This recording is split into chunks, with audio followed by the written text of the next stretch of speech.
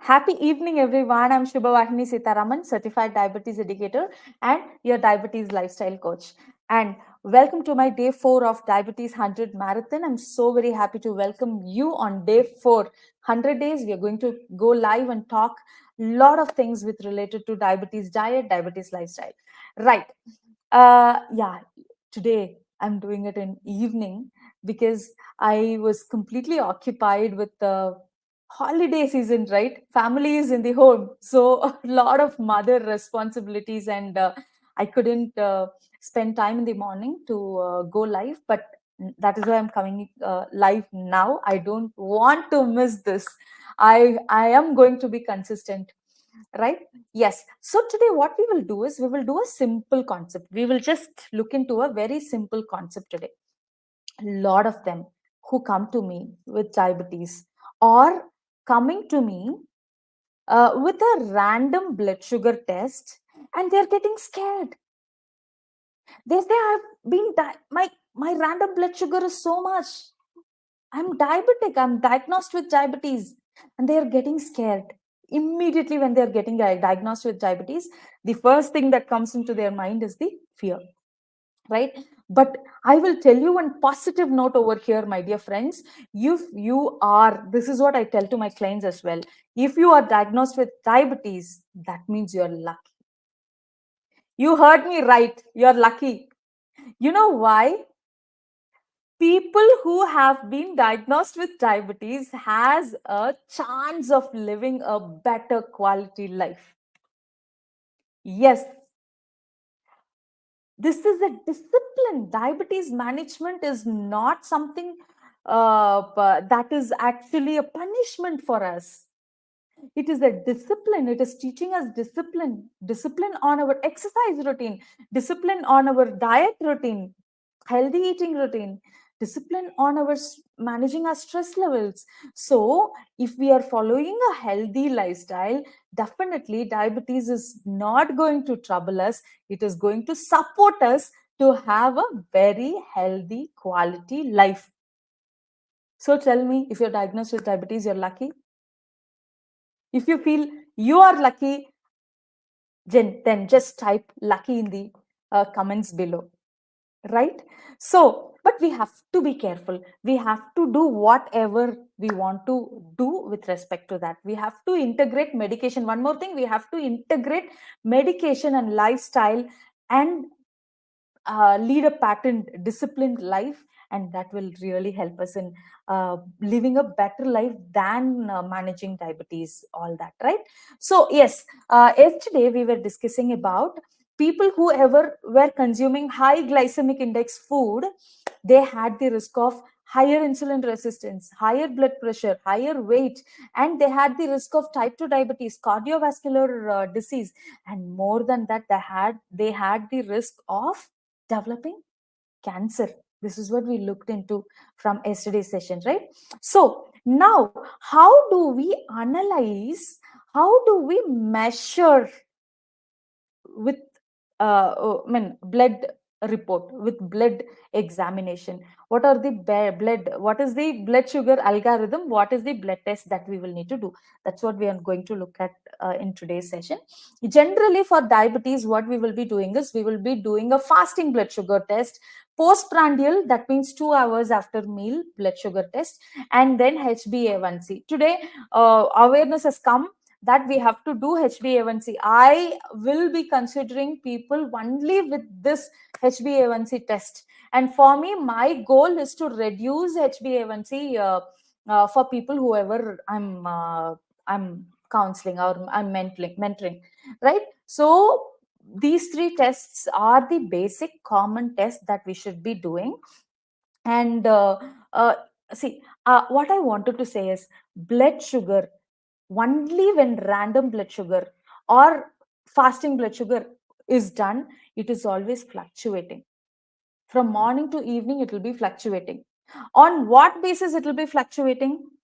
Sometimes we will be eating too much of simple carbohydrates. Because of that, it will get spiked, come down, spiked, come down. The fluctuation will happen. Sometimes we will be on too much stress. Stress also will spike the sugar levels. That will the fluctuations will happen because of the emotions and stress that we are carrying in as well, and the physical activities as well.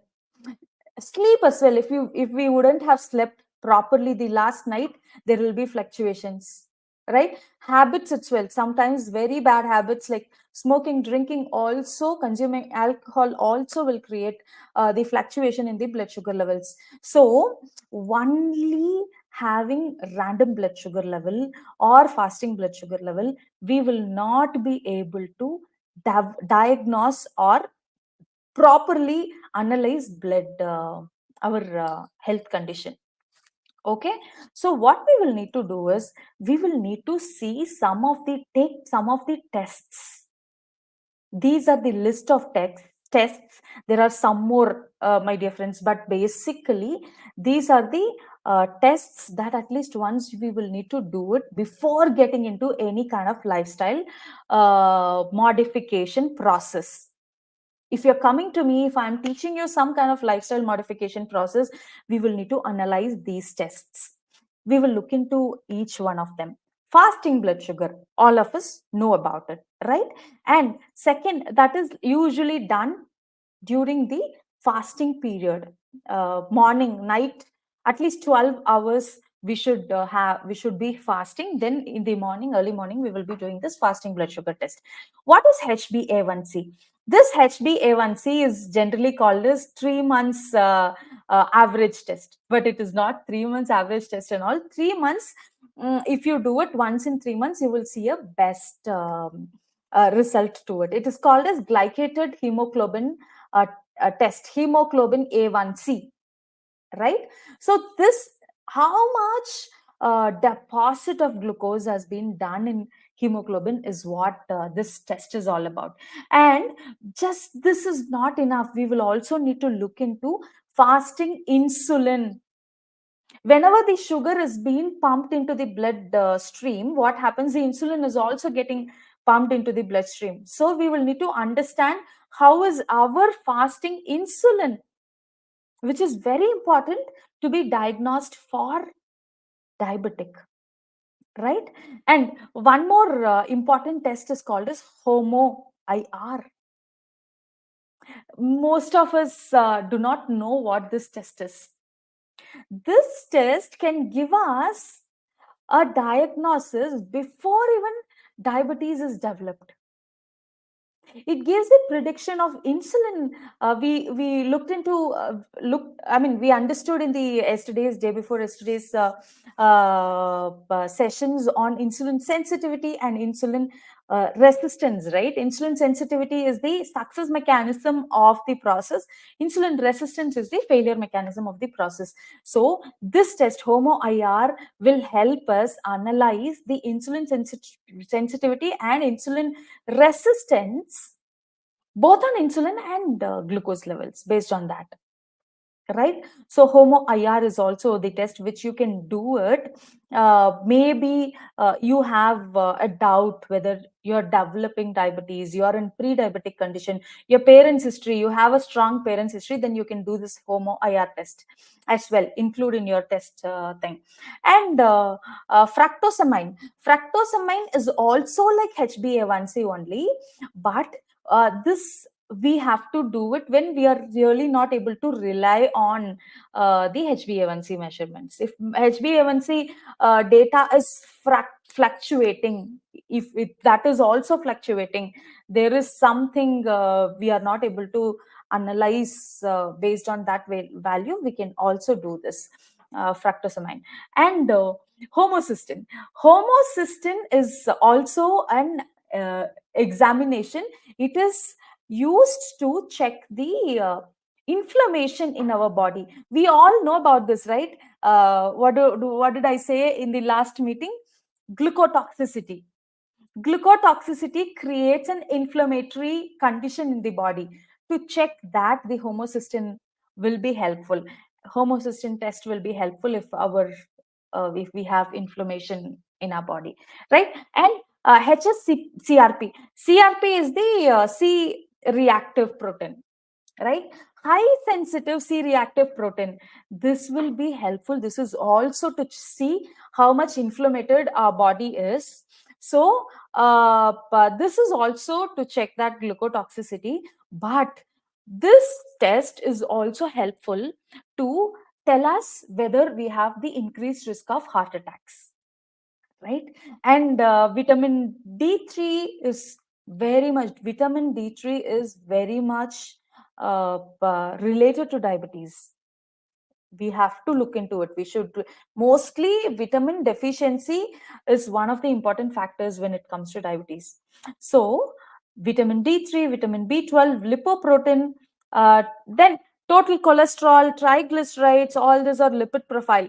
Total cholesterols, triglycerides, HDL, LDL, VLDL, LDL versus HDL ratio, triglycerides versus HDL ratio, total cholesterol versus HDL ratio. All this lipid profile will help us to analyze the metabolic condition of our body, right? And one more test, SGOT, SGPT also is very, very important test. This is related to liver profile, liver function test.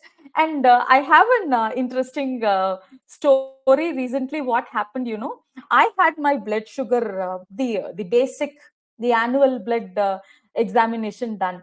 And I did this all liver function test, kidney function test, everything. And the SGOT and SGPT for me, it should be, the ratio should be below 2, below 2. Okay, SGOT and SGPT. But for me, in the report, it came as 14. I was shocked. You know, two digit itself, something it was like telling me, no, this is not the right value. But you know what?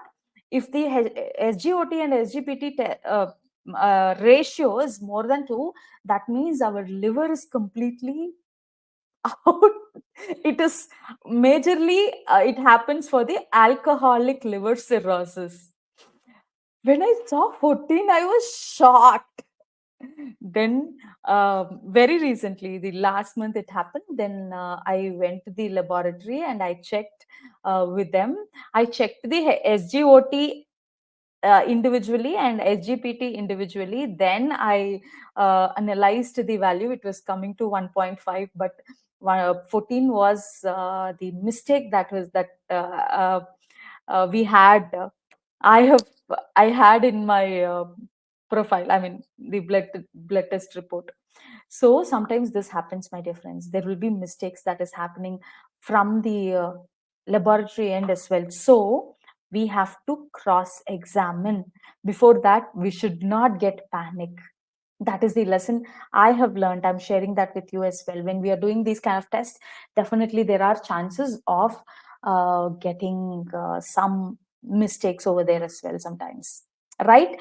Okay, fine. So let us get to the point. These are some of the tests we will need to do to completely analyze our metabolic condition, completely analyze how our body is functioning. Based on this, whatever lifestyle modifications we are doing, then that will definitely be a support for us. That will definitely help us to analyze the condition better, right?